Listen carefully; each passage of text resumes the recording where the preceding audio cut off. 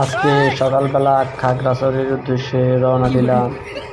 এখন দেখি খাগড়াছড়িতে আসার উদ্দেশ্যে রওনা দেওয়ার পর আমি প্রথম ফেনী লক্ষ্মীপুর থেকে ফেনী আসলাম। ফেনী আসি এই আধা ঘন্টা 1 ঘন্টা গাড়ি চালালো।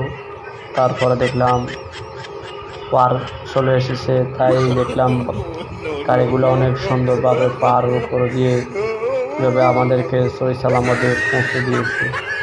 তাই আপনারা যারা খাগড়াছড়ি আসার ইচ্ছুক বা ঘুরতে মন চায়, অনেক সুন্দর জায়গা।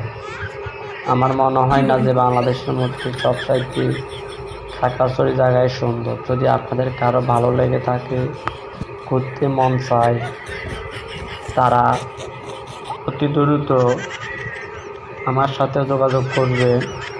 আর না হয় আপনারা নিজেরাই আসবেন, দেখে এই সিনারিগুলো অনেক সুন্দর লাগছে। আমার মন চায় যে আমি নিজে এখানে থেকে যাই, কিন্তু পারতেছি না, কারণ সময়ের দুর্গতি, এজন্য থাকতে পারতেছি না। তাই আপনারা দেখেন এক চাচা ঘুরতেছে, আপনারা কেন পারবেন না ঘুরতে? জিনিসগুলো এমন প্রকৃতির নীলা খেলা, দেখতে যে এত সুন্দর লাগে, যতই দেখি আপনার কাছে ততই ভালো লাগবে।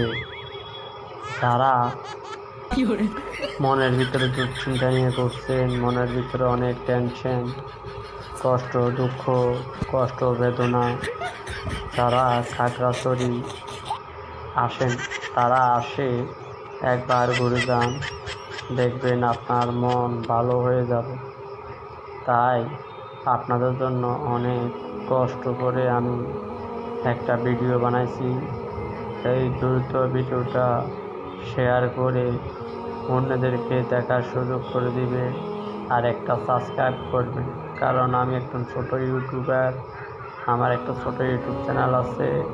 আপনারা যদি আমাকে ভালোবেসে আমার চ্যানেলটা একটা সাবস্ক্রাইব করে ভিডিওটা শেয়ার করে অন্যকে দেখার সুযোগ করে দিন, তাহলে আমার ভিডিও দেখে ওই অন্য লোকে দেখে আসতে পারবে খাগড়াছড়ি জিনিসটা কত সুন্দর। না দেখলে তো না, কারণ চোখে দেখলে বিশ্বাস হবে জিনিসটা কত সুন্দর। তাই আপনারা দেরি না করে এখনই চলে আসুন আমাদের খাগড়াছড়িতে অনেক অনেক উঁচু পাহাড় আছে।